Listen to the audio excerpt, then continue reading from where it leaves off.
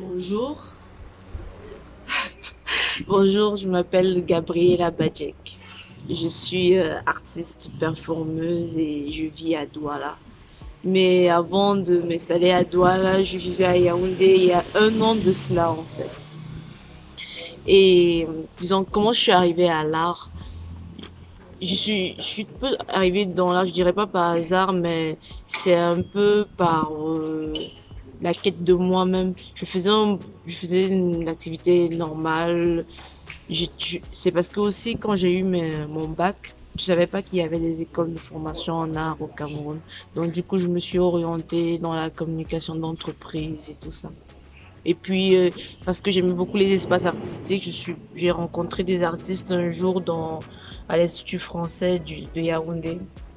Et un de ces artistes qui s'appelle Titi Samuel, il est décédé déjà, son nom, Titi. Titi qui m'a fait faire savoir qu'il y avait une faculté d'art à l'université de Ngouaké, à Yaoundé 1. Donc, du coup, cette année-là, j'étais à Yaoundé pour le boulot. Et en attendant que le boulot ne commence, je me suis inscrite à la faculté d'art. Et j'ai passé quelques temps là-bas avec les étudiants, mais malheureusement, par rapport à des contraintes de travail, j'ai dû quitter Yaoundé pour Douala. Bon, mais c'est vraiment à ce moment-là où je me suis décidée de pratiquer l'art. Et j'ai arrêté le boulot et j'ai commencé à chercher comment m'exprimer dans le monde artistique. J'ai fréquenté des artistes, je me suis exercée dans le théâtre et par rapport à ces rencontres, j'ai commencé à faire des photos de nu. Mais vraiment, les photos de nu, c'est parce que j'en faisais déjà moi-même dans mon intimité. Donc, du coup, quand j'ai eu la proposition de poser pour les body painters et pour les photographes, c'est allé de soi, quoi. C'était pas très compliqué. Et de fil en aiguille, dans la préparation d'une de mes expositions de photos, j'ai rencontré un performeur, Christian Etongo, qui est il n'est pas l'un des pionniers de la performance, mais celui qui est le plus actif dans le monde de la performance ici au Cameroun, qui m'a, qui m'a ouvert le monde de la performance, quoi. Il m'a appris ce que c'est. Et c'était à une période où il y avait un grand festival de performance à Yaoundé. J'étais pas au courant qu'il y avait ce genre de festival-là. Donc, j'ai participé à un atelier de performance avec des performeurs qui venaient de partout dans le monde, du Canada, de la Norvège, de l'Allemagne. Et on a fait l'atelier avec Richard Martel. Et c'est après cet atelier que j'ai vraiment décidé de faire la performance. J'ai commencé à me documenter, j'ai commencé à penser même mes créations. J'ai performé avec Christian pendant longtemps. Et pendant presque 2 ans, on a travaillé ensemble. Il a beaucoup encadré mon travail, dans comment est-ce que je devais orienter ma démarche et tout. Et après, je suis venue ici à Douala parce que Yaoundé, pour moi, devenait un peu étroit. Donc, mon expérience avec Banjo Station, c'est la troisième fois que je viens à Banjo Station pour le travail. La première fois, je suis venue ici à Banjo Station pour une expo, World It's Just a Game. C'était une expo qui tournait autour de la guerre et des nouveaux instruments de guerre et des guerres non conventionnelles qui se déroulent aujourd'hui dans toutes les parties du monde, quoi. Dans cette expo, j'ai fait une performance avec Christian qui s'appelait Asubita. Donc, puis je suis revenue dans l'expo Woman Power où j'ai présenté ma propre performance qui s'appelait Sister Song. Et puis là, je suis aujourd'hui pour cette nouvelle expérience où je vais présenter une nouvelle performance qui s'appelle Marie Mado, toutes les femmes que je suis. En fait, cette performance, en fait, je l'ai fait pour ma mère parce que ma mère, j'ai pas vraiment eu une relation particulière avec elle. C'est une femme qui, dans l'histoire que je sais d'elle, n'a pas eu beaucoup de chance dans sa vie. Elle a été séparée de son amour et après, elle est décédée sans forcément ressouder cette relation. Et de ce que j'ai découvert, j'ai pu ressentir de sa vie dans les informations que j'ai recoupées, c'était quelqu'un de très passif, quelqu'un qui aimait beaucoup les autres et Je me dis qu'en tant que femme, elle a sûrement dû avoir beaucoup de tristesse dans sa vie de femme, en fait. Et je ne pense pas qu'elle a été aimée comme peut-être moi je suis aimée aujourd'hui dans mon couple. Et je me dis que c'est triste qu'une personne puisse vivre sa vie comme ça sans avoir vraiment partagé, sans avoir construit vraiment sa vie de façon stable, c'est pas le mot, mais sans avoir vraiment construit sa vie de façon émotionnelle. Donc cette performance, c'est un peu tout ce que pouvait être ma mère qui n'a pas pu être la femme que moi je suis. Elle n'a pas pu se marier, pas avec l'homme qu'elle aimait, qu'elle a perdu. Et parce que moi, je suis un peu l'enfant qui a bouleversé la vie de ma mère parce que mon père est un peu la personne qui l'a séparé de son amoureux et avec qui il était déjà fiancé. Et ça a détruit ses liens avec mon père. Et je crois que c'est quelque chose qu'après le décès de ma mère, ma famille ne m'a pas vraiment pardonné ça. Parce que de tout le temps que j'ai vécu avec eux, j'ai ressenti ce manque d'affection de leur côté. Mais je pense que c'est parce qu'ils m'en voulaient beaucoup d'être la personne, d'être le fruit de cette explosion-là. Mais donc après, je vais essayer de partager ça avec les gens à ma façon, dans mon ressenti. Et de tout ce que ma mère n'aurait pas pu être aujourd'hui, elle n'a pas pu être une grande mère, elle n'a pas pu savoir ce que c'est que d'être une grande mère, d'être une maman avec sa fille, et tout ça, quoi. J'ai entendu ton témoignage quand on était avec les jeunes. Ouais, archéo avec les jeunes. Voilà. Là, je découvre ce que tu me dis par rapport à ta mère. Et ce sont des choses, c'est assez poignant. Mais je vois que quand même, t'as le sourire. Comme je te disais, on a tous nos problèmes. Mais Mhm. toi, t'as certainement trouvé une façon de répondre au tien. En fait, j'ai passé vraiment une longue période où j'étais dépressive. Pendant même mon adolescence, j'étais suicidaire, quoi. J'avais toujours l'idée de ce que je vais me suicider. J'avais ce truc en moi qui faisait que je n'étais pas bien. Et même quand j'ai commencé je suis entrée dans le monde des adultes, je- j'ai toujours ces instants de blues, des moments où pour un rien, pour un non, je tombe dans des jours de dépression, je pleure, je pleure, je pleure, je pleure. Mais je peux dire que il y a une personne qui m'a aidé à combler, c'est pas ça parce que c'est pas comme si je n'ai plus ces instants de vide, mais je les ai de moins en moins depuis un certain temps. C'est, je crois que c'est la rencontre avec mon mari.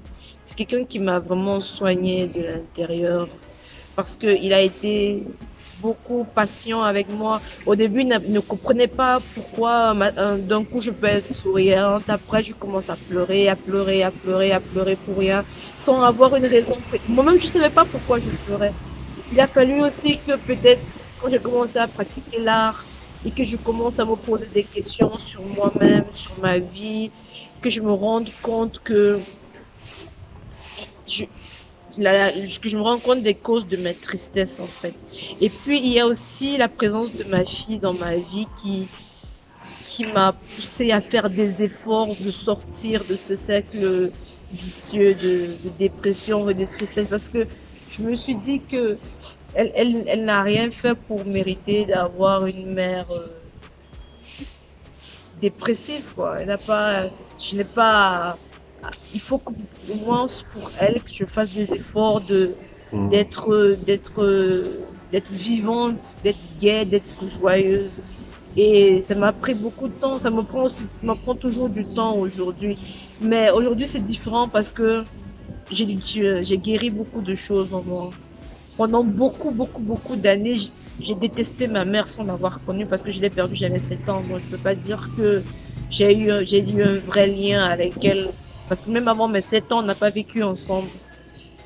Chez nous, quand tu fais un enfant et que tu fréquentes, tu laisses ton enfant à tes parents et tu vas terminer tes études. C'est ce que ma mère a fait. C'est ce que toutes les femmes dans notre famille ont fait. Donc, quand ma mère, elle meurt à 33 ans, j'ai 7 ans, ça fait déjà 3 ou 4 ans que je vis avec ma grand-mère. Donc, je n'ai pas vraiment eu à tisser un lien avec elle. Ouais. Et même quand elle est morte, ne m'a pas manqué. C'est quand je suis devenue adolescente, quand j'ai commencé à comprendre ce que c'est que la présence d'une maman à côté de soi, que j'ai eu commencé à avoir beaucoup de haine par rapport à elle, beaucoup de haine du pourquoi est-ce qu'elle a choisi de me mettre dans des conditions comme ça. J'aurais voulu avoir mon père, ma mère, avoir une famille normale. Pourquoi est-ce qu'elle a, mon frère a son père, moi j'ai mon père. Et puis, je ne comprenais pas pourquoi ma famille ne m'aimait pas, pourquoi ils ne m'entouraient pas de la même attention, de la même affection que tous les autres enfants, mes cousins et tout ça. Et même mon frère aîné, j'avais l'impression qu'on l'aimait plus que moi. Mais c'était même pas une impression, c'était vrai. Mais je l'ai vécu de façon très difficile pendant cette période.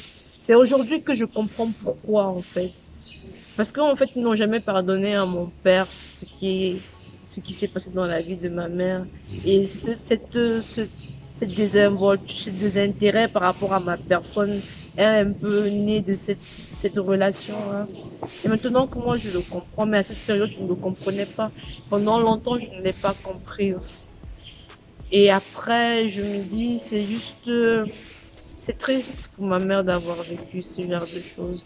Et à la fin, à la période où elle pensait que elle va faire sa vie, elle va tout au moins assumer ses deux enfants toute seule.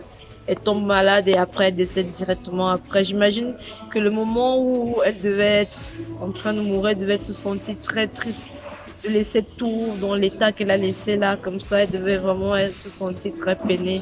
Et c'est compliqué pour un être humain de... Je veux dire, je vois ma fille aujourd'hui, je me dis, au début, quand je me mettais en couple avec mon mari, c'était aussi pour qu'elle ne puisse pas vivre ce que moi j'ai vécu. Après, j'ai eu beaucoup de chance que mon mari puisse être quelqu'un qui m'a beaucoup aimé, qui m'a apporté beaucoup d'amour et d'affection. Mais j'étais déterminée à ce elle ne vive pas ce que moi j'ai vécu en fait. Et heureusement pour nous, c'est carrément autre chose, tu vois. C'est des trucs qui sont très difficiles à ressortir comme ça, mais en même temps, pour moi, c'est important que je ressorte ça. Ça me permet d'évacuer aussi un certain nombre de choses. Et... La performance que tu pratiques, est-ce que c'est un moyen aussi de... Est-ce que c'est une forme de thérapie? Est-ce que c'est un moyen d'extérioriser, d'exorciser toutes ces choses qui sont là en toi? Je sais pas, est-ce que tu peux me parler du rôle de la performance dans ta vie? La performance, au début, quand je commençais à pratiquer la performance, je ne suis pas centrée sur moi. Parce que je veux d'abord comprendre le médium, comment il fonctionne. Après, je me suis rendu compte que la meilleure façon, la personne, la chose la plus sincère et le sujet le plus sincère que je puisse aborder, c'est moi. Parce que je me connais, moi, j'essaie de me comprendre, quoi. Et j'ai décidé aussi de, de me soigner à travers la performance. C'était pas ça au début quand je commençais à pratiquer, mais au fur et à mesure que je grandis dans la pratique, j'ai décidé de, de centrer mon travail sur mon ressenti, sur mon vécu, pour justement aussi exorciser ces mots et pour aussi, et ça me permet de me rendre compte que je suis pas aussi la seule à vivre ce genre de choses-là, tu vois. Donc le fait de le sortir comme ça, et parfois les gens perçoivent cette douleur, cette émotion, et d'autres, tu te rends compte qu'il y a des gens qui ont partagé. Et le fait que moi je performe, ça les soulage aussi que moi j'ai performé sur ce sujet qui était aussi intime à eux, mais qui peut-être n'ont jamais osé aborder d'une façon ou d'une autre. Donc oui, c'est aussi un moyen de me guérir en fait de toutes ces choses-là. Est-ce que tes performances, c'est un peu, entre guillemets, une voix qui parle pour les personnes qui n'arrivent pas à mettre des mots sur sur leur mot MAUX? Je me dis oui, un peu aussi. Parce que le but dans ce que je veux proposer comme travail, c'est que les gens prennent la peine de se regarder eux-mêmes. Je me dis, si quelqu'un ne prend pas la peine de se comprendre, de comprendre ce qu'il y a à l'intérieur des autres, il aura du mal à comprendre ceux qui sont devant lui. Je ne veux pas forcément que tout le monde soit performeur, mais que dans cette performance-là, que les gens prennent la peine de faire l'exercice, de se regarder eux-mêmes, de voir ce qu'ils ont à l'intérieur d'eux, et peut-être qu'à un moment donné s'accepter avec tout ça. Parce que on a beaucoup de frustration et on frustre beaucoup les autres parce que justement on ne s'accepte pas et qu'on ne se comprend pas soi-même. Donc je me dis qu'à un moment donné, si on apprenait à se comprendre, à être un peu indulgent par rapport à nous-mêmes, on comprendrait la nécessité d'être indulgent par rapport aux autres et de les comprendre aussi. Ok, super. Ben, je pense que qu'on va s'arrêter là. Ok, Mais c'est super, ok, c'est très profond. Merci à toi. merci.